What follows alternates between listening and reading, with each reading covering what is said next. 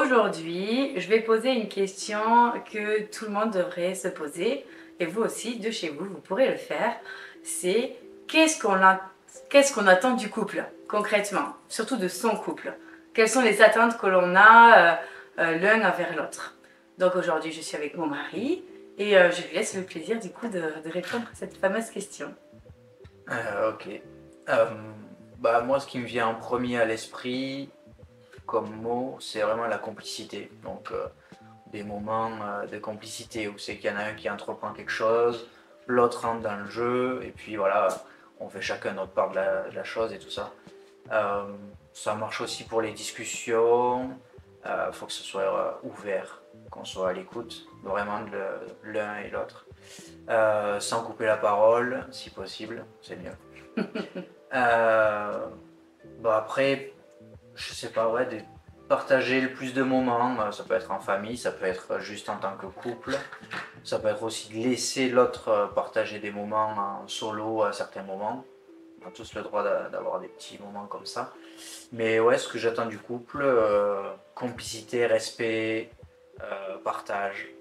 Et après, tout le reste c'est du plus, hein, un amour quasi inconditionnel, enfin, vraiment qui soit très porteur, quoi. Ok, d'accord. Alors, moi, ce que j'attends du couple, la complicité aussi, exactement. La complicité, je trouve que c'est essentiel. Le respect de l'autre au niveau de sa parole. C'est pas parce qu'on a des pensées qui sont différentes que du coup, on doit se prendre la tête pour ça. Alors, on a le droit d'avoir chacun ses avis. La tendresse, pour moi, c'est quelque chose d'important dans le couple.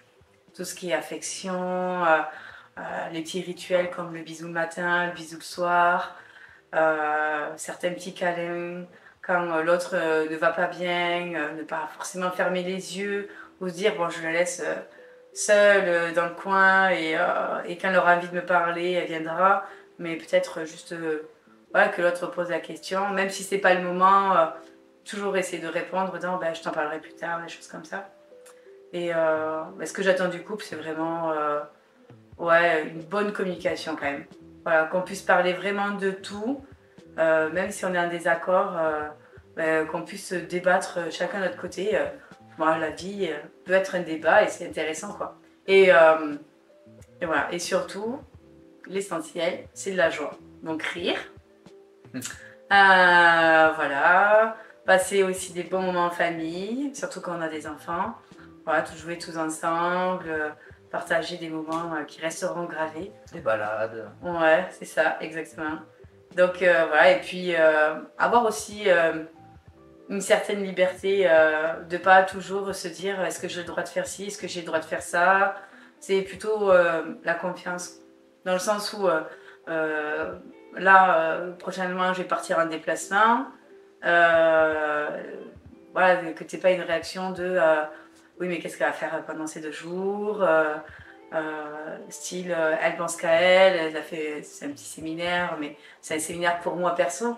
Donc le fait que tu n'y participes pas, tu pourrais peut-être mal le prendre parce que c'est quelque chose de personnel. Donc avoir toujours en fait, cette liberté-là de faire un peu ce que je veux et ce que toi tu veux, en fait, je pense, et ce que l'on veut en général. Voilà. Pour moi, c'est ça, la relation de couple en général, elle devrait être comme ça. Enfin, c'est mon avis après. Ouais, ouais. Ce que j'attends du couple, c'est ça. Bon, après, je trouvais intéressant sur le fait qu'on n'est pas forcément obligé d'avoir les mêmes avis et aimer les mêmes choses à partir du moment où c'est qu'on arrive à respecter la parole de l'autre. Et non, en règle générale, vous deviendrez plus intéressant, plus intelligent et tout ça si vous arrivez à comprendre ce que l'autre veut dire, même si vous n'êtes pas d'accord.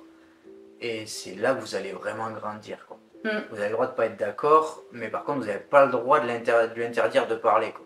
Vous devez lui laisser le champ libre aussi pour s'exprimer, comme il doit le faire pour vous.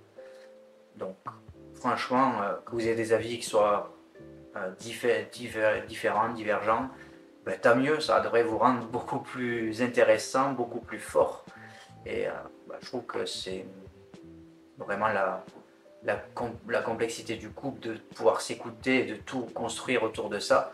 mais c'est aussi ce qui est le plus intéressant et c'est le moment où c'est qu'on va ressortir le plus de belles choses, je pense. On peut apprendre le plus de choses aussi.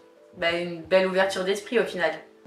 Parce que le fait qu'on ait des avis divergents, le fait qu'on accepte que l'autre ne soit pas de notre côté, ça permet aussi d'entendre autre chose que ce qu'on a connu. Donc en gros, on peut sortir aussi de notre zone de confort. Donc je trouve ça plutôt intéressant et surtout très instructif. Parce que ça nous permet d'en apprendre un peu plus sur soi et sur la personne qui vit avec nous. Et c'est ce qui fait que on en apprend toujours sur l'autre et que le couple en soi, il n'est pas, terminé. Dans le sens où j'ai pas déjà tout vu, quoi.